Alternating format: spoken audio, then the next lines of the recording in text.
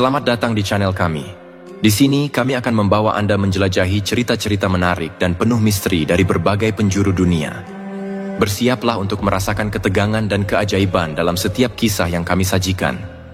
Jangan lupa untuk like, komen, dan subscribe agar Anda tidak ketinggalan cerita seru lainnya.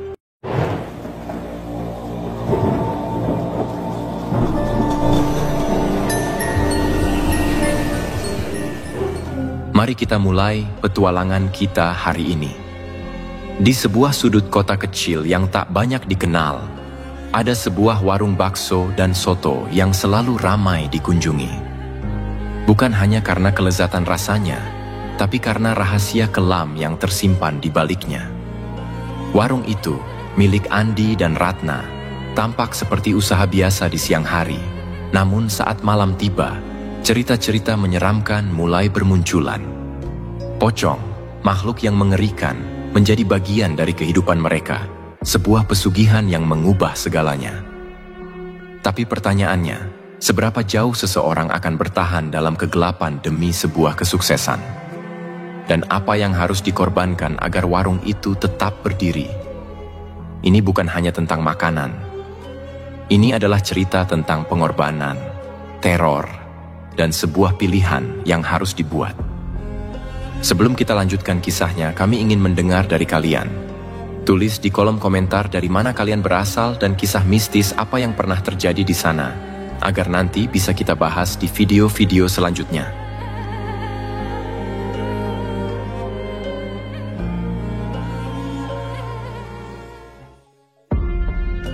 Andi hanya mengangguk pelan tanpa menoleh. Di dalam dirinya, rasa frustrasi dan putus asa terus berkecamuk.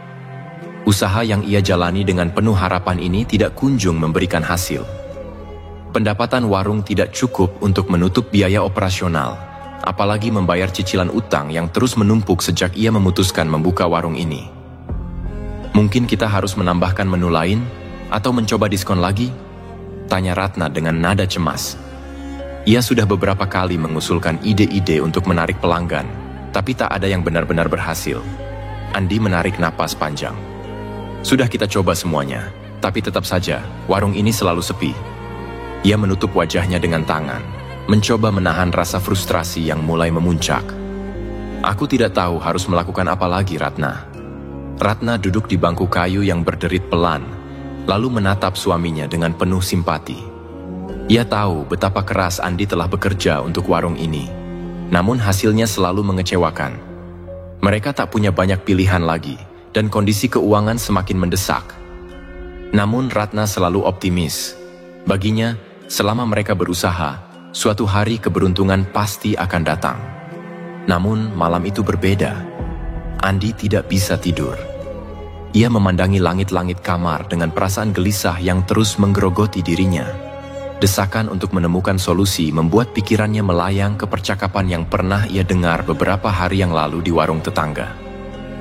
Kalau memang ingin usahamu maju, kenapa tidak coba cari dukun? Banyak yang sudah sukses karena bantuannya, kata seorang pelanggan yang sedang berbincang dengan pemilik warung di sebelah. Andi yang mendengarnya kala itu hanya menertawakan dalam hati. Ia bukan orang yang percaya hal-hal mistis seperti itu. Tapi malam ini, ketika segala cara rasional seolah-olah sudah buntu, kata-kata itu terus terngiang dalam pikirannya. Mungkin ini jalan satu-satunya, gumam Andi dalam hati. Perasaan ragu dan takut bercampur aduk. 2 hari setelah malam gelisah itu, Andi memberanikan diri untuk menemui dukun yang disebut-sebut itu. Ia merasa malu pada awalnya, takut terlihat bodoh karena mendatangi orang seperti itu. Namun, tekanan ekonomi yang semakin berat membuatnya menyingkirkan rasa gengsinya. Rumah dukun itu terletak di pinggir desa, tersembunyi di balik pepohonan rimbun. Di sekitar rumahnya, tumbuh-tumbuhan liar menjalar dan bau dupa tercium kuat bahkan sebelum Andi mengetuk pintu. Di tengah suasana suram itu, Andi merasa bulu kuduknya meremang, tapi ia tetap melangkah maju.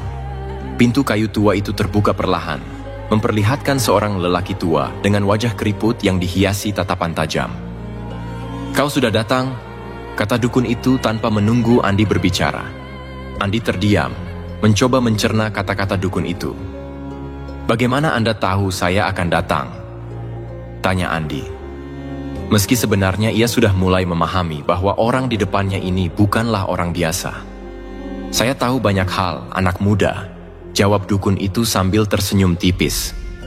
Ia mempersilahkan Andi masuk, dan suasana di dalam rumah itu terasa lebih berat, seperti ada sesuatu yang menekan dari setiap sudut ruangan. Setelah duduk di hadapan dukun, Andi menceritakan kesulitannya dalam menjalankan warung. Ia berharap dukun bisa memberikan solusi, atau setidaknya saran yang lebih baik daripada yang pernah ia dengar dari orang lain. Dukun itu mendengarkan dengan tenang. "Kau ingin warungmu ramai? Ingin pelanggan datang terus-menerus?" Andi mengangguk pelan. "Apa yang harus saya lakukan?" tanyanya dengan suara hampir berbisik, khawatir akan jawabannya. "Pesugihan," jawab dukun itu singkat, seakan itu hal biasa. Andi mengernyit, ragu-ragu mendengar kata itu. Pesugihan. Ia tidak yakin apa yang dimaksud dukun itu, tapi kata tersebut terdengar mengerikan. "Saya tidak ingin hal-hal aneh." "Pesugihan tidak selalu buruk," potong dukun dengan suara yang lebih serius. "Tapi kau harus siap dengan konsekuensinya. Pesugihan ini tidak meminta nyawamu atau keluargamu, setidaknya tidak langsung. Hanya akan ada satu sosok yang membantumu, dan ia meminta hal kecil sebagai balasannya." Andi semakin bingung, tetapi ketertarikannya perlahan tumbuh. "Apa balasannya?" "Setiap makanan yang kau sajikan di warung harus mendapat berkah dari sosok ini. Ia akan meludahi setiap mangkok bakso dan soto yang kau jual. Dengan begitu, warungmu akan selalu ramai," jelas dukun itu tanpa ragu. "Ludah?" Andi menelan ludah sendiri, merasa mual mendengar hal itu. Namun, dukun itu melanjutkan sebelum Andi bisa merespons lebih jauh. "Jangan khawatir, tak ada yang akan melihatnya, tak ada yang akan tahu. Mereka hanya akan menikmati bakso dan soto itu seperti biasa, tapi usahamu akan melejit. Tentu, kau harus memberikan sesajen berupa darah ayam hitam setiap bulan di kuburan di belakang warungmu." Andi merasa perutnya berputar mendengar penjelasan itu. Sesuatu di dalam dirinya ingin lari, tapi bayangan tentang kesuksesan dan pelanggan yang mengalir membuatnya ragu. Dia tahu bahwa apapun yang dukun ini tawarkan, itu bukan hal yang bisa dipandang sebelah mata. Ada harga yang harus dibayar. "Tapi ingat," kata dukun itu dengan suara yang lebih rendah, hampir berbisik. "Kalau kau berhenti memenuhi permintaan sosok itu, maka ia akan mengambil apa yang kau miliki sekarang. Ia akan menghancurkan lebih dari sekadar warungmu." Andi terdiam, merasakan beban berat menggantung di dadanya. Tetapi, dalam keputusasaannya, ia akhirnya mengangguk. Mungkin ini adalah satu-satunya cara untuk menyelamatkan usahanya. Mungkin ini adalah takdir yang tak bisa ia hindari. Malam itu, Andi pulang dengan perasaan yang campur aduk. Di satu sisi, ia merasa ngeri dengan apa yang telah ia setujui. Namun di sisi lain, ada secercah harapan. Setidaknya, jika ini berhasil, ia bisa menyelamatkan warungnya dan hidupnya. Keesokan harinya, Andi memulai rutinitasnya seperti biasa. Ia membuka warung di pagi hari, menyiapkan bahan-bahan, dan memastikan dapur siap untuk menyambut pelanggan. Meskipun di dalam hatinya, ia masih meragukan apakah pelanggan benar-benar akan datang. Namun, ada sesuatu yang berbeda hari itu. Sesuai instruksi dukun, ia menunggu di dapur hingga sosok yang dijanjikan muncul.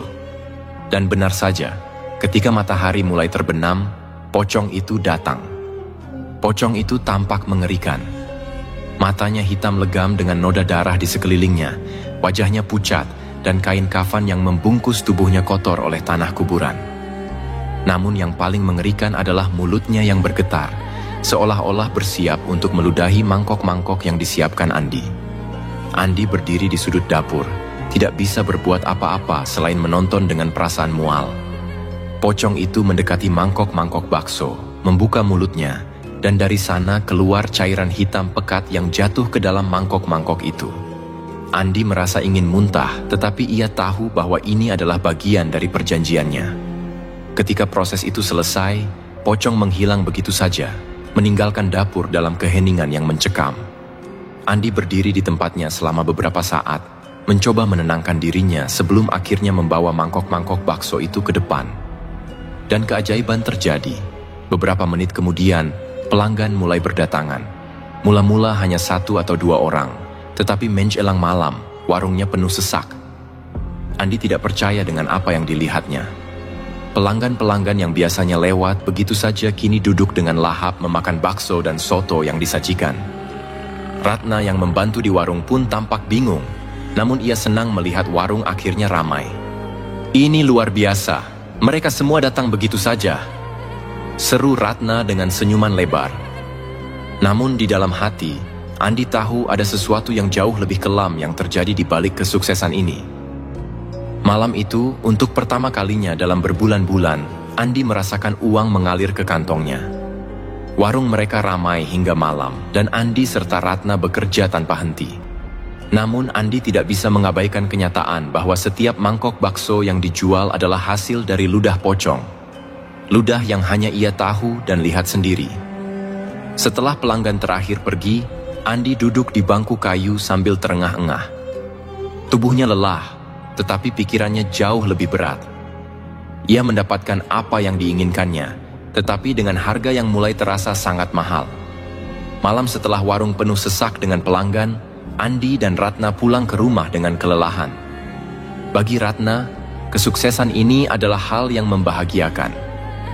Warung mereka akhirnya mulai ramai dan uang pun mengalir. Namun, bagi Andi, ada sesuatu yang menghantui pikirannya. Meskipun tubuhnya letih, ia tahu bahwa pikiran tentang pocong dan ludah hitam pekat itu akan menghantui tidurnya. Di tempat tidurnya, Andi berbaring dengan mata terbuka, memandang langit-langit. Ratna telah tertidur di sampingnya, terlelap dengan senyum bahagia. Tapi, Andi tidak bisa merasakan hal yang sama. Bau samar yang aneh, seperti tanah basah bercampur anyir, seolah mengelilingi dirinya. Ia menutup matanya, mencoba memejamkan, namun setiap kali ia mulai terlelap, ia teringat pada pocong itu. Dan malam itu, untuk pertama kalinya, ia bermimpi buruk. Dalam mimpinya, ia kembali ke warung. Pocong itu berdiri di depan mangkok-mangkok bakso yang berjajar di meja dapur. Tubuhnya yang dibalut kain kafan kotor mengeluarkan bau busuk yang mengerikan. Mulutnya perlahan terbuka, dan dari mulut itu keluar cairan hitam pekat, menetes ke dalam setiap mangkok. Namun kali ini, ada sesuatu yang berbeda. Setelah meludahi bakso-bakso itu, pocong itu menoleh ke arah Andi. Mata hitam legam itu menatapnya tajam, dan mulut pocong itu bergerak-gerak seolah ingin berbicara. Suara serak dan dalam keluar dari mulutnya, namun kata-kata yang terucap tak dapat dimengerti Andi.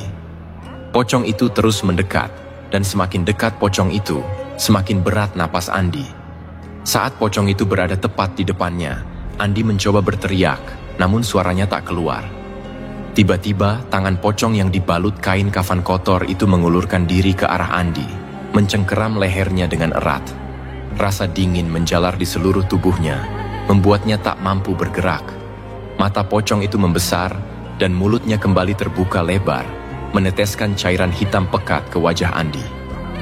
Andi tersentak bangun dari mimpinya. Tubuhnya basah oleh keringat dingin, dan napasnya tersengal-sengal. Ia menoleh ke samping, memastikan bahwa Ratna masih tertidur dengan damai. Ruangan itu tampak normal, tetapi perasaan takut tidak hilang. Bau tanah basah dan anyir yang samar masih tercium. Ia bangkit dari tempat tidur dan pergi ke dapur untuk mengambil segelas air.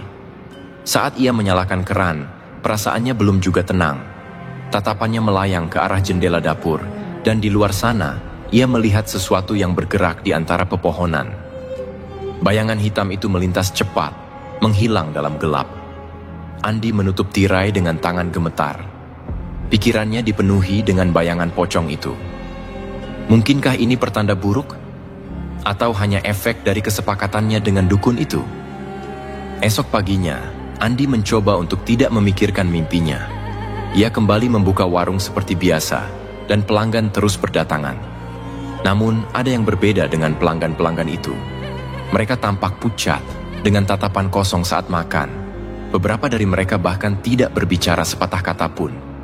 Mereka datang, memesan, makan, lalu pergi begitu saja. Tidak ada canda tawa, tidak ada basa-basi. Semuanya terasa aneh, tetapi Andi terlalu sibuk untuk memperhatikan detailnya. Namun, Ratna mulai merasakan hal yang ganjil. Ia yang selalu ramah dan banyak berbicara dengan pelanggan mulai memperhatikan bahwa mereka semua tampak aneh. Pada awalnya, ia mencoba mengabaikannya, berpikir bahwa mungkin pelanggan sedang lelah atau sibuk. Namun, ketika hal ini terjadi berkali-kali, Ratna mulai khawatir. "Andi, apa kau tidak merasa ada yang aneh dengan pelanggan kita belakangan ini?" tanya Ratna saat mereka berdua duduk di belakang warung setelah hari yang panjang. "Apa maksudmu?" Andi berpura-pura tidak mengerti, meski sebenarnya ia merasakan hal yang sama. Pelanggan-pelanggan itu, mereka seperti tidak hidup. Mereka datang dengan tatapan kosong, makan dalam diam, lalu pergi begitu saja. Tidak ada yang mengobrol atau tersenyum. Ini berbeda dari dulu, jelas Ratna dengan cemas. Andi terdiam sejenak. Ia tahu ada sesuatu yang tidak beres, tapi ia takut untuk mengakuinya. Ia juga merasa terganggu oleh kenyataan bahwa pocong itu setiap malam meludahi mangkok-mangkok yang disajikan untuk pelanggan. Ia ingin berbicara, tetapi setiap kali mencoba, rasa takut dan rasa bersalah menghentikannya. "Aku tidak tahu, mungkin mereka hanya lelah," jawab Andi, mencoba meredakan kecurigaan Ratna. Ratna tidak puas dengan jawabannya, tetapi ia memilih untuk tidak mendesak lebih jauh. Namun kekhawatiran itu terus menghantui pikirannya. Dan malam itu seperti Andi, ia pun mulai mendapatkan mimpi buruk. Ratna terbangun dalam kegelapan, mendapati dirinya berada di warung. Tetapi kali ini, suasananya berbeda. Tidak ada cahaya, tidak ada suara kecuali bunyi pelan langkah-langkah kaki yang mendekat. Ia menoleh ke arah dapur dan melihat sosok pocong berdiri di sana, membelakanginya. Pocong itu bergerak perlahan, mendekati mangkok-mangkok yang berjajar di meja. Sama seperti dalam mimpi Andi, pocong itu meludahi mangkok-mangkok itu satu persatu. Ratna ingin berteriak, tetapi tubuhnya terasa lumpuh. Ia hanya bisa berdiri diam, memandang dengan ngeri. Saat pocong itu selesai meludahi mangkok-mangkok, ia berbalik, dan untuk pertama kalinya, Ratna melihat wajahnya. Mata hitam legam itu memancarkan aura kematian, dan mulutnya yang mengerikan terus bergerak seakan-akan menggumamkan sesuatu yang tak terdengar. Dengan cepat, pocong itu melompat mendekati Ratna, membuatnya jatuh terduduk. Pocong itu melayang di atasnya, mengeluarkan suara serak yang mengerikan, dan tiba-tiba saja ia membuka mulutnya, bersiap untuk meludahi Ratna. Namun sebelum cairan hitam itu jatuh, Ratna terbangun, napasnya tersengal-sengal, keringat membasahi seluruh tubuhnya. Ia memegang dadanya, mencoba menenangkan diri, tapi bayangan pocong itu tetap menghantui pikirannya. Ia tahu ini bukan mimpi biasa. Ada sesuatu yang salah. Sesuatu yang mengerikan sedang mengintai mereka. Dan Ratna bertekad untuk mencari tahu apa yang sebenarnya terjadi. Hari-hari berlalu dengan semakin banyak tanda-tanda aneh. Pelanggan datang dan pergi dengan tatapan kosong. Bahkan beberapa di antaranya tak pernah kembali. Warung semakin ramai, tetapi suasananya semakin mencekam. Andi dan Ratna tidak lagi bisa mengabaikan apa yang terjadi. Suatu malam, Ratna tidak bisa menahan lagi rasa takut dan kecurigaannya. Setelah mereka menutup warung, ia duduk di depan Andi, wajahnya serius. "Andi, aku ingin kau jujur padaku," katanya dengan nada tegas. Andi terkejut mendengar nada suaranya. "Jujur? Tentang apa?" "Aku tahu ada sesuatu yang salah, sesuatu yang kau sembunyikan dariku," kata Ratna dengan mata yang menatap tajam. "Apa yang sebenarnya terjadi di warung ini? Mengapa semuanya menjadi aneh sejak warung kita mulai ramai?" Andi terdiam. Ia bisa merasakan bahwa saat ini adalah saat yang paling sulit baginya. Ia tahu bahwa ia tidak bisa terus berbohong pada Ratna. Setiap malam pocong itu datang, dan setiap hari pelanggan mereka semakin aneh. Ia tidak bisa menahan rasa bersalah lagi. Ratna berhak tahu. Dengan napas berat, Andi mulai berbicara. "Ada sesuatu yang harus kau ketahui. Aku melakukan sesuatu untuk membuat warung ini ramai." Ratna menatap Andi dengan alis terangkat, tapi ia tidak memotong pembicaraan. Andi melanjutkan. "Aku menemui seorang dukun. Dia memberiku jalan untuk membuat warung kita sukses. Tapi jalannya tidak biasa. Andi menelan ludah, merasa semakin sulit untuk melanjutkan. "Dukun," Ratna terdengar bingung. "Apa yang kau lakukan, Andi?" "Aku setuju dengan pesugihan." Andi akhirnya mengaku. "Setiap malam pocong datang ke dapur dan meludahi setiap mangkok bakso dan soto yang kita sajikan. Itulah yang membuat pelanggan datang terus." Ratna membeku. Matanya melebar tak percaya. Kata-kata Andi mengguncang dunianya. "Meludahi makanan kita?" Katanya, hampir tak bisa berkata-kata. "Kau membiarkan pocong meludahi makanan pelanggan kita? Bagaimana bisa kau setuju dengan hal mengerikan itu?" Andi menunduk, merasa malu. "Aku tidak tahu harus bagaimana. Kita sudah hampir bangkrut. Aku hanya ingin menyelamatkan warung ini, menyelamatkan kita." Namun Ratna tidak bisa menerima alasan itu. Ia berdiri dengan marah, tangannya gemetar. "Bagaimana kau bisa melakukan ini tanpa memberitahuku? Kau membiarkan kita terjebak dalam sesuatu yang mengerikan ini." Ratna terisak, rasa takut dan kemarahan bercampur menjadi satu. Namun di dalam dirinya ada sesuatu yang lebih besar dari kemarahan. Itu adalah rasa takut akan apa yang akan terjadi selanjutnya. Pocong itu bukan hanya mengganggu dalam mimpi, ia nyata. Dan sekarang Ratna tahu bahwa ancaman itu semakin dekat. Malam setelah pengakuan Andi menjadi malam yang paling sunyi dan menakutkan bagi Ratna. Ia tak bisa berhenti memikirkan pocong yang meludahi mangkuk-mangkuk makanan yang telah mereka sajikan kepada pelanggan. Bayangan tentang makhluk itu, dengan cairan hitam pekat yang keluar dari mulutnya, terus menghantui pikirannya. Setiap kali ia memejamkan mata, ia membayangkan pocong itu muncul di sampingnya, siap meludahi apapun yang ia makan.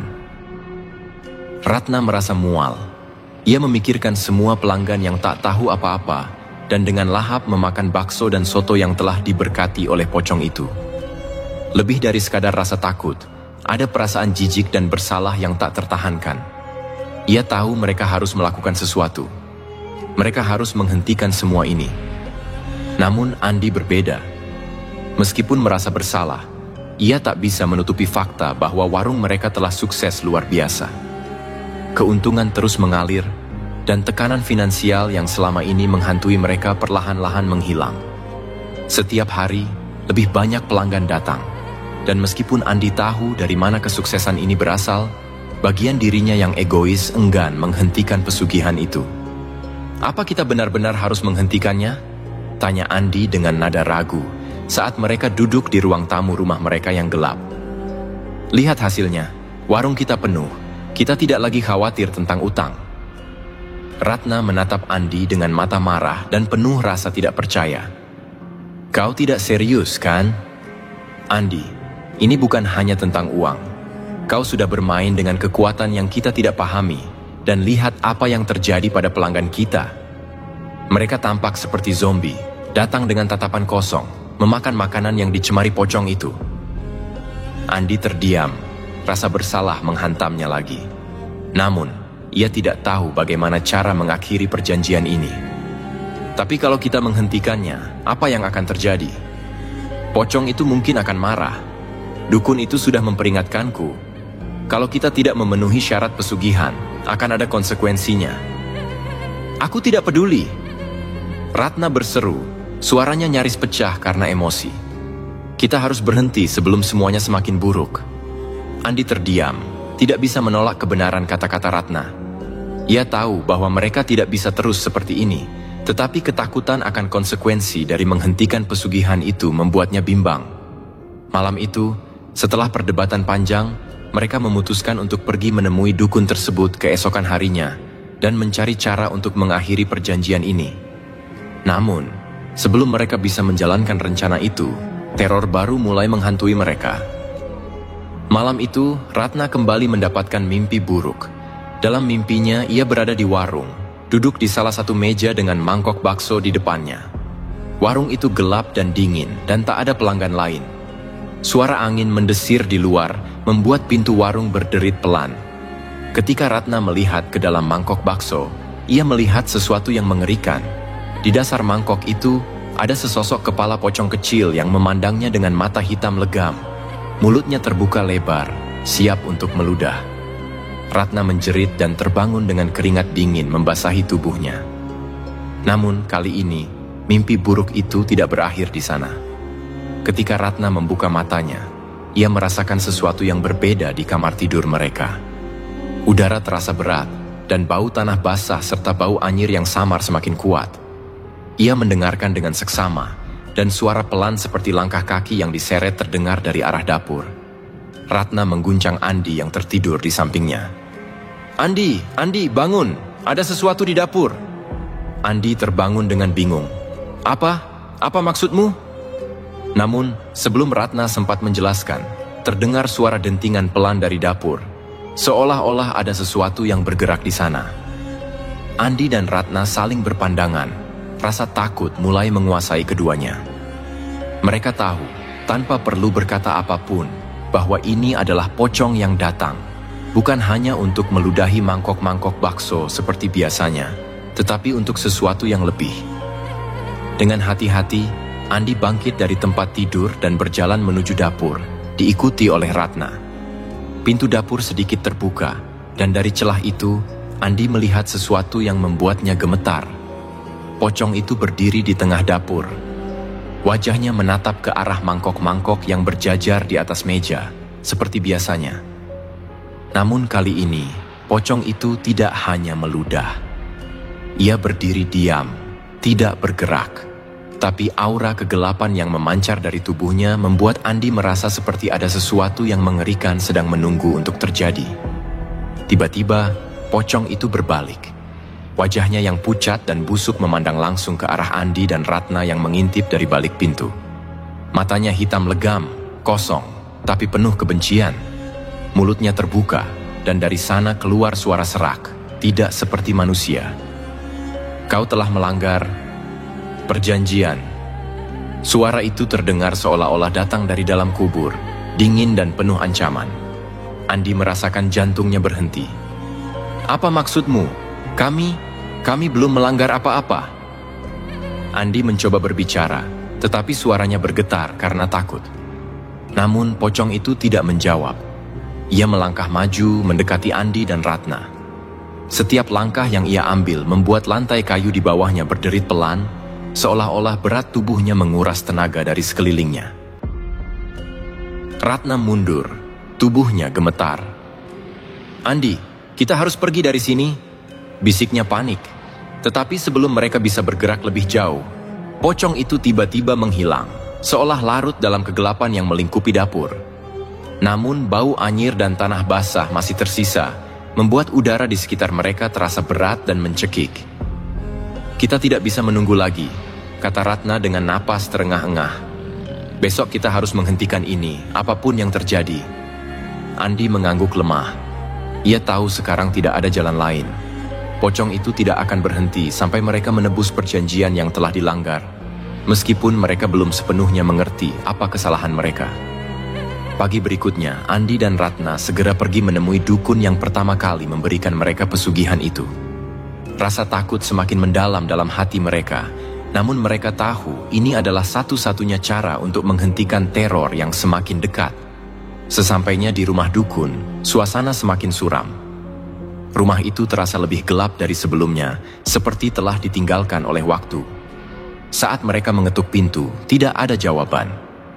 Namun pintu itu terbuka dengan sendirinya, dan Andi serta Ratna melangkah masuk dengan perasaan was-was. Di dalam, dukun itu duduk di sudut ruangan, matanya tertutup seolah-olah ia telah mengetahui kedatangan mereka. "Kalian datang lagi," kata dukun itu dengan suara pelan namun penuh kewibawaan. "Kalian sudah melihat akibat dari perjanjian itu?" "Kami ingin menghentikannya," seru Andi. "Tolong, beritahu kami cara untuk mengakhiri pesugihan ini." Dukun itu tertawa kecil, suara tawanya terdengar menyeramkan. "Tidak semudah itu. Setelah kau membuat perjanjian dengan mereka yang ada di dunia lain, kau tidak bisa begitu saja memutusnya."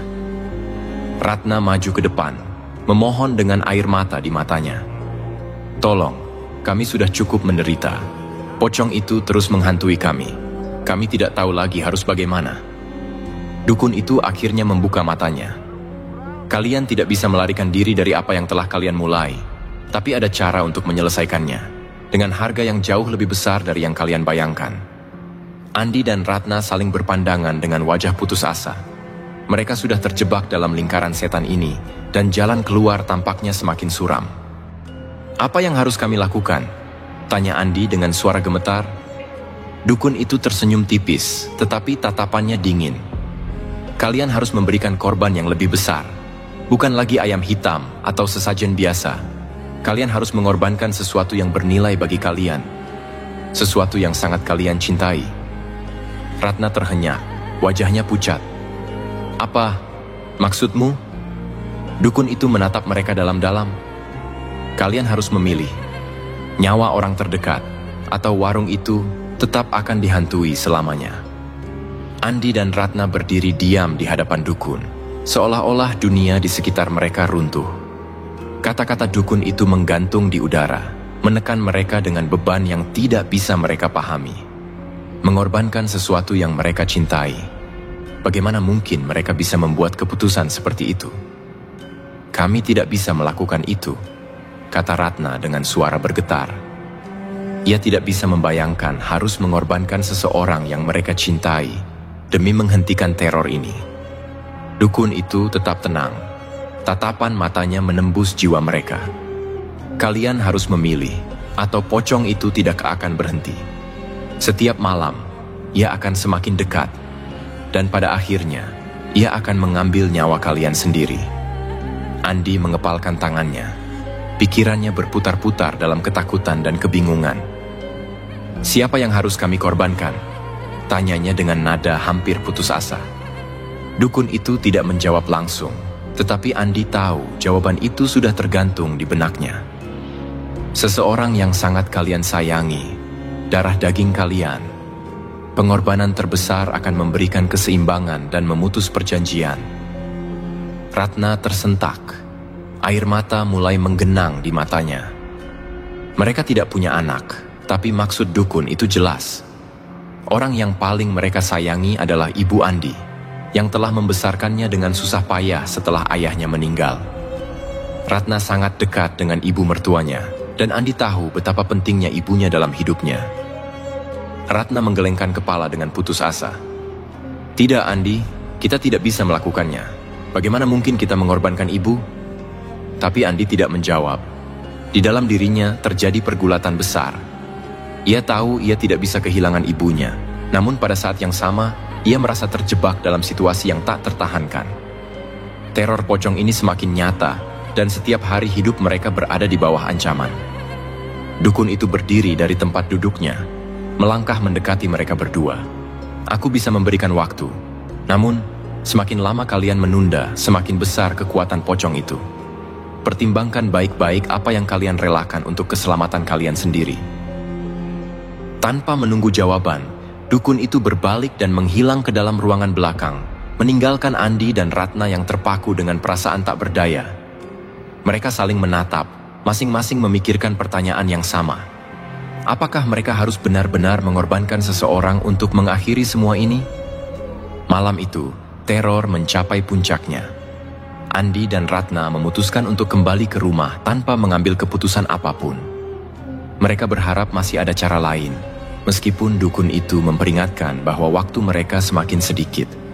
Namun, malam itu, pocong datang dengan cara yang lebih menakutkan dari sebelumnya. Seperti malam-malam sebelumnya, Andi terbangun dalam kegelapan.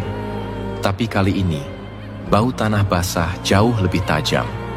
Ia merasakan udara dingin menusuk kulitnya meskipun jendela kamar tertutup rapat. Dengan tubuh gemetar, ia menoleh ke samping dan melihat bahwa Ratna juga sudah terjaga. Matanya lebar karena ketakutan. "Sesuatu ada di luar," bisik Ratna, hampir tak bersuara. Andi mendengarkan, dan kali ini ia juga mendengarnya. Suara gesekan kaki, menyeret pelan di lantai. Suara itu semakin lama semakin mendekat, seperti makhluk yang menyeret tubuh beratnya menuju mereka. Tanpa berpikir panjang, Andi bangkit dan berlari menuju pintu kamar. Namun, sebelum ia bisa mencapai pintu, sesuatu yang dingin dan lembab menyentuh tangannya. Ia tersentak mundur, matanya langsung menatap sosok yang kini berdiri di tengah kamar mereka. Pocong itu. Kali ini, ia tidak berada di dapur atau di sudut ruangan. Ia berada di kamar mereka, melayang di atas lantai dengan tubuh yang tampak lebih besar dan lebih mengerikan dari sebelumnya. Kain kafannya kotor, penuh dengan noda tanah dan darah yang membusuk. Matanya yang hitam legam menatap langsung ke arah Andi dan Ratna, penuh dengan kebencian dan keinginan yang tak tertahankan. Waktumu sudah hampir habis. Suara serak itu kembali terdengar, lebih dekat, lebih menakutkan. Ratna terisak, tubuhnya menggigil hebat. Tolong, jangan ambil nyawa kami. Pocong itu tidak menjawab. Ia melayang lebih dekat, mendekati mereka dengan lambat tapi pasti. Cairan hitam kembali menetes dari mulutnya, menetes ke lantai dengan suara berisik. Setiap tetesan terasa seperti penghitung waktu yang terus berputar, semakin mendekati akhir yang mengerikan. Andi mundur, merasa tubuhnya lumpuh oleh rasa takut. Dalam benaknya, pikiran tentang pengorbanan mulai melintas. Apakah ini yang dukun maksud? Apakah pocong ini akan terus datang sampai mereka memberikan nyawa yang diminta? Ratna, kita harus pergi. Andi meraih tangan Ratna, mencoba menyeretnya keluar kamar. Namun, sebelum mereka bisa melarikan diri, pocong itu tiba-tiba menghilang dalam kegelapan, meninggalkan kamar mereka yang hening namun dipenuhi dengan aroma busuk dan bau tanah basah yang menusuk. Mereka tahu teror ini tidak akan berhenti sampai mereka membuat keputusan. Dan kali ini, Andi dan Ratna tahu mereka sudah kehabisan waktu.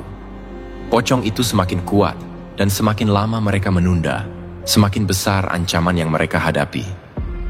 Pagi berikutnya, Andi tidak bisa lagi menahan perasaannya. Mereka harus menghentikan semua ini sebelum pocong itu mengambil nyawa mereka atau menghancurkan hidup mereka sepenuhnya. Dengan perasaan berat, Andi mengajak Ratna untuk pergi menemui ibunya. Mereka tiba di rumah ibunya pada sore hari, dan wanita tua itu menyambut mereka dengan senyuman hangat seperti biasanya. Namun, di balik senyuman itu, Andi merasakan rasa bersalah yang tak tertahankan. Ia tahu bahwa ibunya tidak menyadari ancaman yang sedang mengintai keluarganya. Mereka duduk bersama di ruang tamu, dan selama beberapa saat, percakapan berlangsung normal. Namun, ketika Andi mulai berbicara tentang pesugihan dan apa yang harus mereka lakukan, suasana berubah drastis. "Ibu, ada sesuatu yang harus kami katakan," kata Andi, suaranya gemetar. Ibu Andi menatapnya dengan bingung. "Ada apa, Nak? Kau terlihat sangat gelisah." Dengan perlahan, Andi menceritakan semua yang terjadi. Pesugihan, pocong, dan perjanjian yang mengancam nyawa mereka. Wajah ibunya berubah pucat seiring cerita Andi berlanjut. Dan ketika Andi sampai pada bagian di mana mereka harus mengorbankan seseorang, ibunya hanya terdiam, kaget. "Jadi, kau harus mengorbankan seseorang?" tanya ibunya dengan suara lemah. Ratna menunduk, air mata mengalir di pipinya. "Kami tidak tahu harus bagaimana lagi, Bu. Kami tidak bisa mengorbankan ibu. Kami datang untuk mencari jalan keluar lain." Tiba-tiba, Ibu Andi tersenyum tipis, meskipun matanya tampak sedih. "Kalau memang harus seperti itu, biarlah aku yang pergi. Aku sudah hidup cukup lama, dan aku rela berkorban demi kalian." Andi tertegun. "Tidak, Bu. Kami tidak bisa meminta ibu melakukan itu. Kami akan mencari cara lain. Kami akan..." "Terkadang, Andi," potong ibunya dengan lembut. "Hidup memang menuntut pengorbanan. Jika itu bisa menyelamatkan kalian, aku rela. Kalian masih muda. Kalian punya masa depan." Air mata mengalir deras di pipi Andi. Hatinya hancur mendengar kata-kata ibunya, tetapi ia tahu bahwa tidak ada pilihan lain yang tersisa. Pocong itu tidak akan berhenti sampai nyawa diberikan sebagai pengganti perjanjian yang telah dilanggar. Dengan hati yang penuh duka, Andi dan Ratna kembali ke dukun pada malam harinya bersama Ibu Andi. Dukun itu sudah menunggu di tempatnya, seolah-olah ia tahu apa yang akan terjadi. "Jadi, kalian telah memilih?" tanya dukun itu dengan nada datar. Andi mengangguk lemah. "Ibu, rela berkorban untuk kami." Dukun itu mengangguk, lalu mulai menyiapkan ritual untuk menyelesaikan perjanjian pesugihan. Andi memeluk ibunya untuk terakhir kalinya, air mata mengalir deras di wajahnya. Ia tidak ingin ini terjadi, tetapi tak ada jalan lain. Dalam keheningan yang mencekam, ritual pengorbanan dimulai. Ibu Andi duduk di tengah lingkaran, matanya terpejam. Ratna menggenggam tangan Andi, keduanya merasakan betapa sulitnya melepaskan orang yang mereka cintai. Dengan suara serak, dukun itu mulai melafalkan mantra, dan seiring dengan kata-katanya, angin bertiup kencang, menyalakan nyala lilin di sekeliling mereka. Pocong itu muncul, sosoknya melayang di atas Ibu Andi, menyerap energi dari ritual yang berlangsung. Andi merasakan jantungnya berdegup kencang. Ia tidak ingin melihat ibunya pergi, tetapi semua sudah terlambat. Pocong itu meludahi ibunya, dan dalam sekejap, cahaya biru muncul di sekelilingnya, menandakan perjanjian yang telah terpenuhi. Dari mulut pocong terdengar suara mengerikan. Perjanjian dipenuhi, pengorbanan diterima. Ibu Andi tersenyum lemah. Jaga dirimu, Nak. Jangan biarkan semua ini menghancurkanmu. Andi menangis. Ibu, tidak. Namun saat kata-kata itu terucap, sosok Ibu Andi mulai memudar, dan pocong itu menatap Andi dengan mata hitamnya, seolah merayakan kemenangan. Malam itu, setelah ritual selesai, Andi dan Ratna kembali ke rumah dengan perasaan hancur. Mereka merasa seolah-olah hidup mereka telah direnggut. Meskipun pocong itu tidak datang lagi, kesedihan yang mereka rasakan jauh lebih menyakitkan daripada teror yang sebelumnya menghantui mereka. Hari-hari berlalu, dan meskipun warung mereka kembali normal dan tidak lagi dihantui, rasa kehilangan mengisi setiap sudut hidup mereka. Setiap kali Andi melihat bakso dan soto yang mereka buat, ia teringat pada ibunya, senyum, cinta, dan pengorbanan yang harus mereka bayar. Ratna berusaha menghibur Andi, tetapi sulit bagi mereka untuk bergerak maju. Mereka merasa terkurung dalam kenangan akan Ibu Andi, tetapi sekaligus mereka tahu bahwa mereka harus tetap melanjutkan hidup. Suatu malam, ketika Ratna sedang menyiapkan makanan di dapur, Andi duduk di ruang tamu, mengingat wajah ibunya. Tiba-tiba, Ratna datang dengan senyuman kecil di wajahnya. Aku punya ide. Andi menatapnya dengan penuh curiga. Apa itu? Kita bisa menggunakan warung ini untuk membantu orang lain, mengingat ibu. Kita bisa mendirikan program bagi mereka yang kesulitan, berbagi dengan mereka yang membutuhkan. Andi merenung, dan perlahan-lahan senyuman muncul di wajahnya. Itu ide yang bagus. Ibu pasti akan bangga jika kita melakukan sesuatu yang baik. Mereka mulai merencanakan program baru untuk warung mereka, dan seiring waktu, warung itu menjadi tempat yang bukan hanya menawarkan makanan lezat, tetapi juga membantu banyak orang. Dengan setiap mangkuk bakso dan soto yang mereka sajikan, mereka ingat bahwa ibunya akan selalu ada dalam hati mereka.